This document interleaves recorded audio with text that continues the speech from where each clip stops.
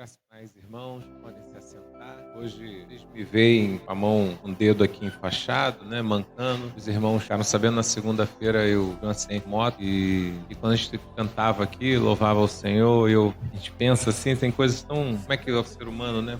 Poderia não estar aqui com vocês louvando, esse é o fato. Mas acidentes acontecem com todas as pessoas, né? Não é algo especial ou peculiar a mim, mas acontece. Mas essas coisas também nos levam a refletir, né? E a gente passa a semana toda pensando no acidente, como foi, o que poderia ter feito, né? Quais seriam as outras consequências ou sequelas que poderiam ter, né? Você sonha, né?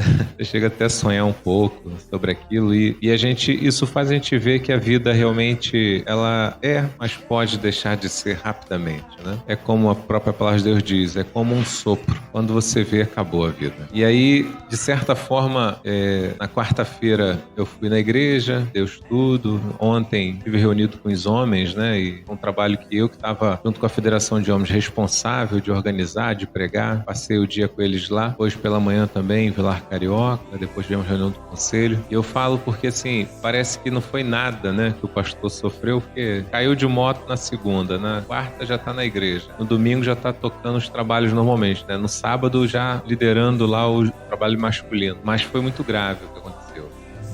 E eu faço e me esforço para estar por um único fator, porque eu poderia não estar. Então, já que estou, onde eu estaria, se não na casa de Deus, exaltando o nome dele, glorificando o seu santo nome? Aqui é o meu lugar, né? E enquanto a gente louvava o Senhor, veio à memória um filme, acho que é do ano 2016. Eu tô apoiado aqui porque o meu joelho dói muito, tá? 2016 ou 17, né? Foi soltado um filme, o nome do filme é Silêncio. Eu vi recentemente que ele tá no Brasil Paralelo, mas é um filme que você deve encontrar no YouTube também. E ele retrata como os cristãos sofreram no Japão no início do século XX. Como aquilo foi terrível. E aí tem as cenas, né, de como os japoneses torturavam os cristãos e os próprios japoneses convertidos, né? E ainda que aquilo seja doloroso assistir, quanto mais para aqueles que morreram ali mesmo, mas para nós, de certa forma, como pregadores do Evangelho, uma das coisas que a gente deseja no coração é morrer pregando o Evangelho, não morrer caindo de uma moto, né? Morrer pregando,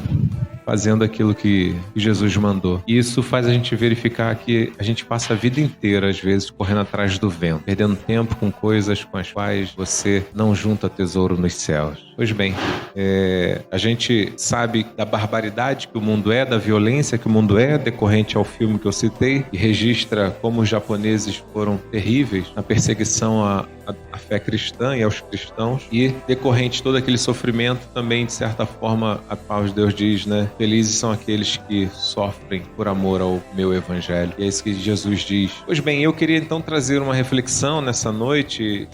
A gente tem dado sequência ao texto de Zacarias, mas hoje eu vou me utilizar de um outro texto, não vou dar sequência, e voltaremos no nosso próximo sermão, voltaremos ao livro de Zacarias. Hoje eu queria tratar sobre 1 Coríntios, capítulo 15, e falar da certeza daquilo que é a nossa fé, a certeza de como realmente faz sentido a gente dedicar a nossa vida a Cristo, como realmente faz sentido a gente se cansar por amor a Cristo, como faz sentido a gente gastar a nossa energia, nosso conhecimento, a nossa força, a nossa vida por amor a Cristo. Em 1 Coríntios 15, versos 20, diz assim: mas, de fato, Cristo ressuscitou dentre os mortos, sendo Ele as primícias dos que dormem. Palavra do Senhor, nosso coração. Todos nós temos que ter a clareza que, quando nós olhamos para o texto sagrado do Novo Testamento, todo ele é escrito após a ressurreição. Antes da ressurreição, você não tinha ninguém escrevendo. Antes da ressurreição, ninguém estava literalmente copiando o que Jesus falava. Os textos sagrados vão ser escritos após a ressurreição. É justamente a ressurreição um grande marco da mudança da história da vida da humanidade. E aqui vamos pontuar alguns aspectos que são importantes para que você entenda que quando nós dizemos que Jesus está vivo, é nessa afirmação que se baseia toda a nossa vida e a nossa esperança, de que Ele ressuscitou. A ressurreição de Cristo é justamente o fundamento da nossa esperança. É nessa certeza que nós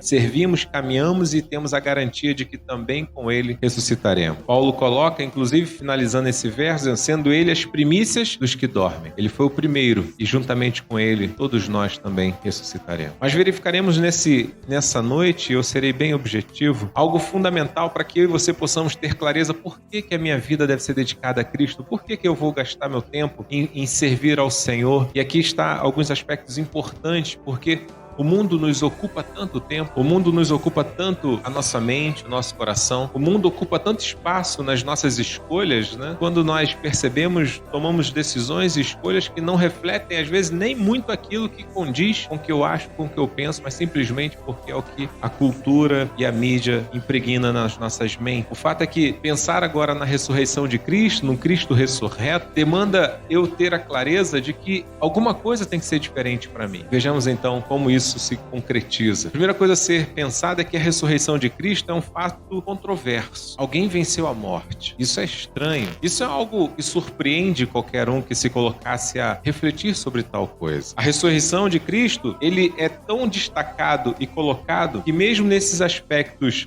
da manifestação do Senhor, ele faz agora como fato de testemunhos onde as pessoas verificavam também isso naquele momento. No capítulo 15 que nós lemos, se voltarmos aos versos de 3 a 8, você vai encontrar justamente essa referência, onde Paulo diz assim: antes de tudo vos entreguei o que também recebi, que Cristo morreu pelos nossos pecados segundo as Escrituras, e que foi sepultado e ressuscitou ao terceiro dia segundo as Escrituras, e apareceu a Cefas e depois aos 12, depois foi visto por mais de 500 irmãos de uma só vez, dos quais a maioria sobrevive até agora, porém alguns já dormem. Paulo faz questão, se você continuar lendo, Paulo faz questão de registrar que a ressurreição do Cristo foi algo que foi verificado por aqueles que estavam vivos naquele tempo. Não era algo de uma invenção. Por mais que se tentou esconder a ressurreição, por mais que se tentou dizer que o corpo foi roubado, por mais que se tentou corromper, o texto dos evangelhos diz que os soldados foram corrompidos para que desse um testemunho dizendo que o corpo tinha sido roubado, ainda que eles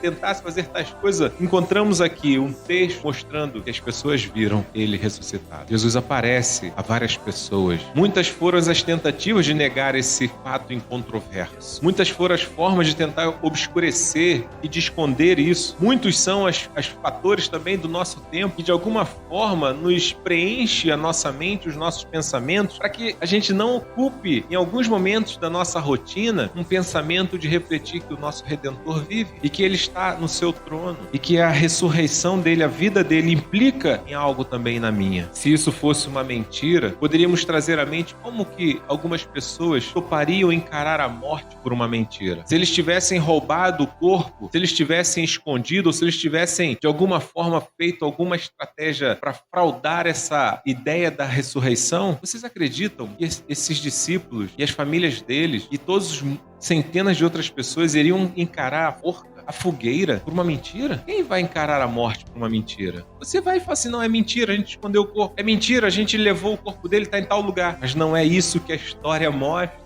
Se torna incontroverso justamente por essa realidade que as pessoas tentam de alguma forma obscurecer a mensagem do Cristo ressurreto, mas os fatos e a história de homens e mulheres que viram o Cristo vivo e que agora, a partir desse encontro com Cristo ressurreto, dedicam toda a sua vida a Ele. Observe que esse encontro com Cristo ressurreto implica agora em saber, independente das circunstâncias, vamos viver para a glória dele. Encontramos narrativas, registros na história de como a igreja foi perseguida. Lemos aqui textos de Apocalipse na liturgia que retratam um período muito duro no ano 90, quando então a igreja padecia na mão do Império Romano, sendo decapitados, sendo queimados em praça pública, sendo exilados, tendo todas as suas propriedades tomadas, e ainda assim aquele povo continuava buscando o Senhor Jesus, e ainda assim eles continuavam dizendo e declarando: mas Ele é o Senhor da minha vida. Nesse filme que eu mencionei, uma das formas que se tentou fazer com que o cristianismo não avançasse no Japão era pegar os padres, os pastores, e fazer com que eles negassem a fé. Só que eles iam matando os padres, matando os pastores, e ninguém negava, e eles achavam assim: isso não pode, esses homens têm que negar para que os cidadãos japoneses vejam que essa fé não leva a lugar nenhum. E o que os japoneses fizeram foi parar de matar os padres e os pastores, os missionários. Não queimavam mais eles, não deixavam eles crucificados na beira do mar para que a onda a maré subisse e afogasse eles, pararam de fazer isso e começaram a fazer com os japoneses. E os pastores e os padres assistiam. E dizia para eles: a hora que vocês cuspirem na imagem de Jesus, eu tiro aquelas famílias de lá. A hora que vocês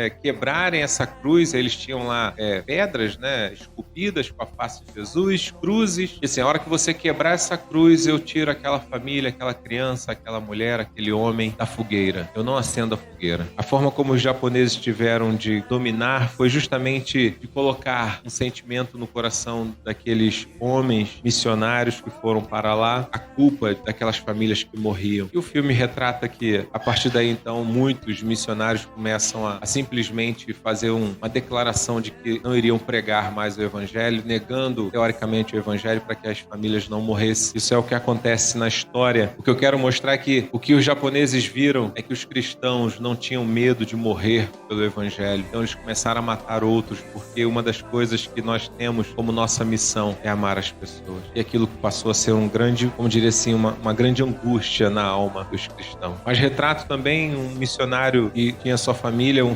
projeto de um posto médico. Ele era médico junto com a sua família, mas todo mundo sabia que ele era missionário porque ele atendia as crianças, né?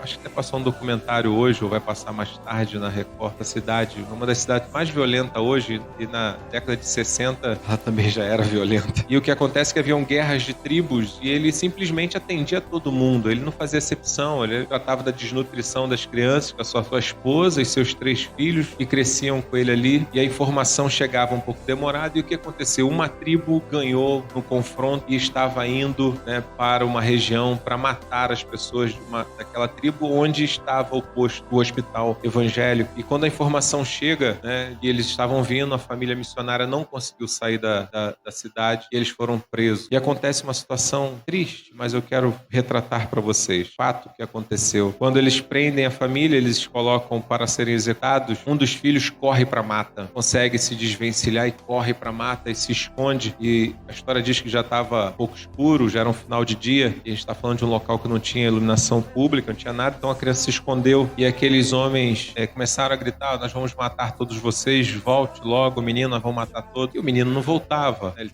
ficou escondido na mata. Mas em um determinado momento o pai vai e grita: filho, volta, venha ficar com a sua família. E aquela criança sai do mato chorando e volta para os braços da sua família, e aqueles africanos metralharam toda a família missionária. E a gente pensa assim: mas por que ele fez isso? E ele tinha no sentimento que quando ele dizia para o filho: filho, vem ficar com a sua família, porque nós estamos juntos e vamos partir juntos. Ele sabia que a criança sozinha não ia conseguir sobreviver, enfim, tinha vários fatores, e se Deus quisesse livrá-los daquilo, Deus teria feito por outro caminho. Histórias tristes, mas de pessoas que entregaram a vida porque conheceram Cristo ressuscitado, que não negaram a sua fé, que não negaram o seu amor a Cristo, porque por uma mentira ninguém iria à morte. E ainda que hoje eu e você não tenhamos contemplado a tumba vazia, ainda que eu e você não tenhamos visto Jesus ceando com os discípulos, ainda que eu e você não tenhamos contemplado todos esses fatos, mas nós somos agora aqueles que Cristo disse: mas pois muito mais bem-aventurados são os que não viram, mas creram pelo testemunho dessa mensagem que chegou até nós e que diz: olha, ele vive, ele reina, e que agora então na ressurreição dele está a nossa esperança, a certeza de que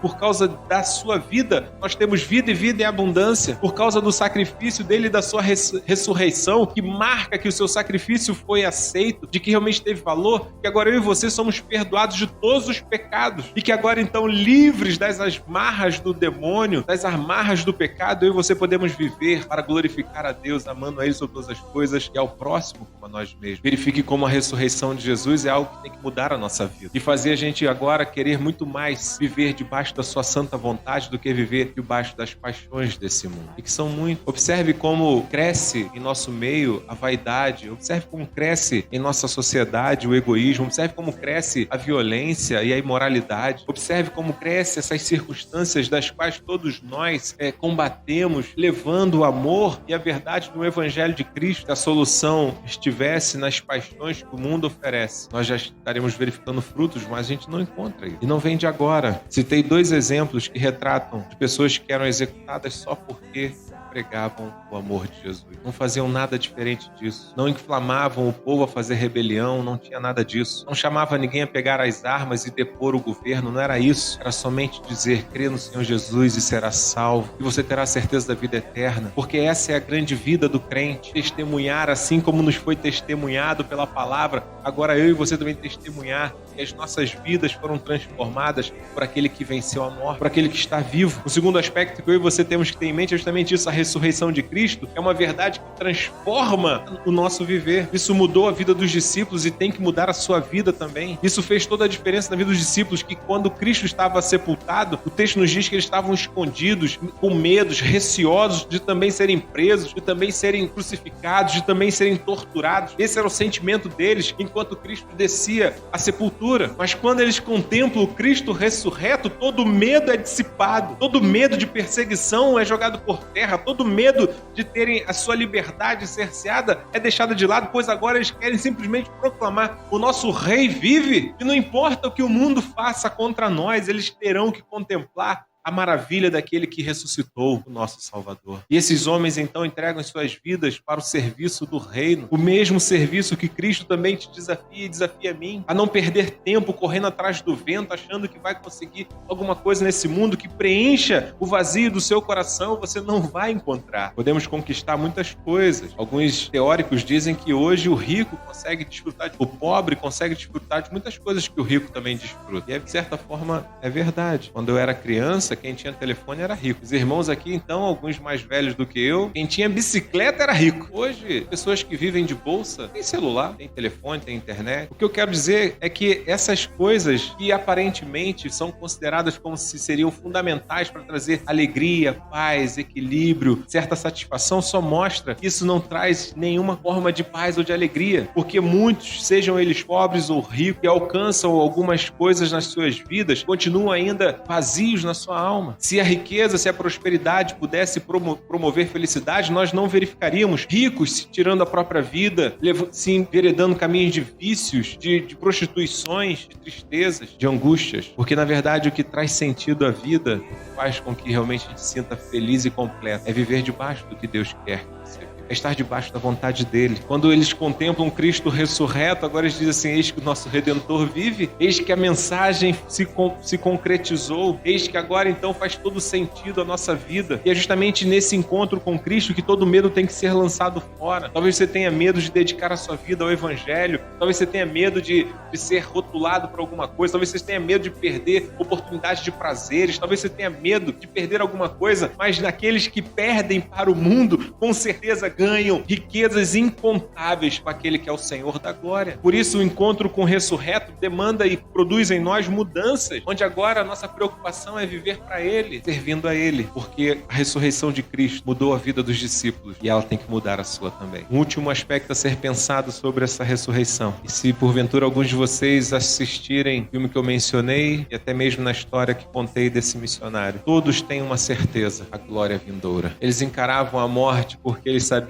que a morte não tem mais poder por eles. Eles não tinham medo da morte porque, assim como nós cantamos, o texto sagrado diz: onde está a morte, o teu agrilhão? Onde está a morte, a tua força? Porque Cristo venceu a morte. Aqui Paulo coloca justamente ele é a primícia dos que dormem, mas também com ele nós também venceremos a morte. Observe então agora a mensagem da esperança gloriosa, daqueles que sabem que a vida tem seus momentos difíceis, mas independente das dificuldades, eu posso dizer: mas eu sei que eu sou mais que vencedor no meu Cristo, eu sei que ele há de me proporcionar a sua grande vinda gloriosa, onde eu desfrutarei das maravilhas que ele mesmo tem preparado para mim. Observe que contemplar e ter a certeza do Cristo ressurreto é saber que um dia estaremos face a face com ele. É saber que essas pessoas mais sofrerão a ira dele. É saber que todos aqueles que foram perseguidos, todos aqueles que perseguiram, que mataram, que humilharam, que tentaram corromper e corromperam corações das crianças e destruíram lares, eles vão sofrer a ira do nosso Redentor. Eles pagarão o preço por tamanha maldade que fizeram. Pois eles vão contemplar, e por isso o texto destaca que todos os joelhos se dobrarão diante dele, todos os olhos o verão, e verão o Cristo ressurreto. Ele diz que ainda vem com as suas marcas, para que todos saibam que foi ele o crucificado, o morto e o ressuscitado. E a mensagem gloriosa é justamente a certeza de que eu e você podemos ter, somos salvos em Cristo Jesus. Saber que nada e ninguém pode nos separar desse amor, de poder ter a certeza no seu coração, ainda diante de todas as nossas limitações, todas as nossas fragilidades e fraquezas, mas eu sei que fui perdoado pelo sangue do Cristo. E qual é a prova? Porque ele vive, porque o seu sacrifício foi definitivo, porque ele fez de uma vez para sempre, e agora nele eu posso descansar, porque agora eu tenho paz com o meu Criador, e o dia que minha vida aqui acabar, eu sei, descansarei nos braços do meu Senhor, e ouvirei dos lábios do meu bom Cristo: vinde a mim, servo bom e fiel, porque foste fiel no pouco, sobre o muito agora vos colocarei. Verifique então como a mensagem da ressurreição desafia a mim e a você ter uma vida de esperança, de saber que ainda que as lutas sejam constantes, mas eu sei que amanhã tudo vai ser diferente, que todo dia o sol nasce, e junto com ele nasce a nossa esperança e a certeza da nossa vitória num Cristo ressurreto, e que assim então um dia todos os olhos vão contemplar a volta do nosso vencedor, do nosso Redentor, do nosso Rei. E é justamente nessa certeza que a gente descansa, é justamente nessa certeza de que sou um eleito. E eu lembro uma coisa muito simples, mas é só para ilustrar. Quando eu era seminarista, no primeiro ano, na nossa igreja, seminarista tem um tutor, que é um pastor, e ele acompanha suas notas, e ele apresenta depois ao presbitério as suas notas. E na minha primeira prova em que eu fiz, uma das provas que eu fiz, eu tirei uma nota muito ruim. Prova difícil, minha nota foi muito baixa, e aquilo implicou numa angústia muito grande. Primeiro pela vergonha que eu iria passar com o meu tutor, de ter que justificar aquela nota baixa, o medo que eu tinha de ficar reprovado, porque imagina então reprovado, o presbitério poderia simplesmente cassar minha candidatura, porque um candidato fica reprovado, estranho. E aí poderia acontecer isso, enfim, que aquilo me deixou tão inquieto que um colega da turma, vendo durante a semana como aquilo me angustiava, ele me chamou para orar e falou o seguinte: falou: Igor, lembra sempre de uma coisa, não importa o que você ganhe, o que você perca, mas tem algo que nunca será tirado de você, a sua salvação em Cristo Jesus. Por que está preocupado com uma nota se lhe foi dado um reino? Aquela palavra simples daquele colega, mas que até hoje perdura em meu coração, quando às vezes em momentos difíceis da vida a gente fica ansioso, angustiado, e aí eu paro e eu tenho que orar, e rapidamente vem latente ao meu coração, onde vem assim: mas obrigado, Senhor, eu sei que eu sou um eleito teu, eu sei que eu sou um salvo, eu sei que sou um co-herdeiro com Cristo. A mensagem da ressurreição é a mensagem que te dá essa certeza: eu sei que sou um filho de Deus. Por isso esses homens não temiam a morte, por isso esses homens não paravam de pregar, por isso eles falavam e proclamavam, por isso que, ainda que com lágrimas em algumas circunstâncias, porque todos nós sofremos e eles também sofreram, mas eles tinham uma certeza que nem a morte, nem a vida, nem os anjos, nem os principados, nem as coisas do presente, nem do porvir, nada e ninguém poderia separar eles do amor de Deus que está em Cristo Jesus. E essa certeza fazia eles caminharem, essa certeza fazia eles acordarem de manhã, abençoar os seus filhos, agraciar sua esposa com carinho, com amor, e sair com todos os riscos que a vida tem, e especialmente nesse contexto como pregadores do Evangelho, mas faziam com a alegria de saber que ele e a sua casa eram salvos. Eu quero fechar trazendo essa reflexão para você. A sua dedicação a Cristo, a sua vida para Cristo, a sua esperança em Cristo, tudo isso remonta à sua certeza de que Ele vive. Se você crê realmente que Ele está vivo, se você crê realmente que Ele está sentado no trono à destra de Deus Pai, se você crê realmente que um dia Ele vai voltar com cetro de ferro para julgar os vivos e os mortos, se você crê realmente, isso vai redundar em transformações na sua vida. Agora, um desejo maior de viver a vontade dEle e viver para Ele, um desejo maior de cantar louvores ao seu santo nome, de testemunhar, de viver as suas vontades, como por exemplo quando ele chama: aprendei de mim que sou manso e humilde de coração, de servir aos necessitados, de adorar junto com a comunidade como corpo de Cristo aqui na face da terra, como igreja dele, proclamando e celebrando o seu santo nome, declarando: Senhor, obrigado, eu sei que eu tenho as minhas lutas na vida, eu sei que eu tenho as minhas dificuldades, eu sei que eu tenho as minhas limitações, mas a despeito de quem eu sou e do que eu vivo, o Senhor ainda assim me amou e morreu por mim, e eu sei que o Senhor vive, e agora como o Senhor vive, a minha vida também deve ser sua. É fundamental para nós ter a clareza de que o Senhor Jesus reina, porque sendo assim, com certeza, cada um de nós não terá dificuldade nenhuma de abrir mão de seja lá o que for, para cada vez mais servir ao Senhor da sua vida. Jesus Cristo. Como eu falei, na minha vida, minha história poderia ter acabado segunda-feira, porque eu bati e foi uma batida muito forte. E de moto, né? Acredito que até uma queda, qualquer queda é perigosa, mas de moto é maior. Mas como eu mencionava aí, eu falo para que isso também seja parte da sua vida. Mencionei isso ontem no Encontro dos Homens e falo novamente para vocês coisas que eu tenho falado tanto, que eu tenho pedido tanto a Deus. E quando chegar o meu final da minha vida, quando for o último momento que meu pulmão vai dilatar, meu coração parar, eu tenha tranquilidade na minha alma de saber que eu vivi tudo que Jesus queria que eu vivesse. Porque Ele comprou a minha vida, porque Ele morreu por mim, porque Ele entregou a vida dele por amor a mim. E eu peço a Ele, Senhor, que a minha vida realmente seja uma vida de gratidão a Ti. E quando acabar o meu tempo aqui, eu possa partir como Paulo diz, né? Completei a carreira, combati um bom combate. Vivi como meu Senhor queria que eu vivesse. Vivi tudo o que Ele queria. Essa tem sido a minha oração, porque eu creio que Ele está vivo, porque eu creio que Ele ressuscitou. E eu espero que também você creia. E eu espero que também você deseje isso. Que o Senhor o abençoe. Curve a sua cabeça. Vamos orar nesse instante. Talvez você tenha perdido tempo com muitas coisas nesse mundo e quem sabe nessa noite o Senhor tenha te mostrado o amor dele, o sacrifício dele por você. Ele quer que você tenha essa certeza no seu coração da salvação. Ele quer que você compreenda que a sua vida está nas mãos dele. Não fale com ele agora. Diga para ele. Você crê que Ele está vivo, você crê que Ele venceu a morte. Diga para Ele que você crê que o sacrifício que Ele fez na cruz foi por você e que você está aqui, porque Ele mesmo te trouxe. Grandioso Senhor, a nossa grande alegria e a nossa grande certeza está justamente em saber que o nosso Redentor vive, de que Jesus está vivo e de que um dia Ele há de voltar em glória, para que junto conosco a tua igreja reinar eternamente. Enquanto esse dia não chega, rogamos que o Senhor firme os nossos passos. Rogamos que o Senhor nos santifique. Rogamos que o Senhor nos faça vasos de bênção. Rogamos que o Senhor firme em nossos corações a certeza da salvação, independente das circunstâncias, das lutas, das faltas, mas saber que o sacrifício do teu Filho foi para sempre. E uma vez perdoado por Ele, somos perdoados para toda a eternidade. Então, Senhor, nós nos colocamos diante de Ti, para que possamos ter essa certeza em nosso coração. E aquilo que o Senhor desejou tratar com cada um aqui, ó Deus, seja confirmado pela ação do Teu Santo Espírito e que todos os Seus filhos possam retornar para casa, certos de que são mais que vencedores em Cristo, porque foram perdoados, porque foram amados por Ti e porque eles têm agora a certeza da salvação. Abençoa-os, ó Deus, e continue tratando conosco e nos conduza em todo o tempo, porque assim nós oramos em nome de Jesus. Amém.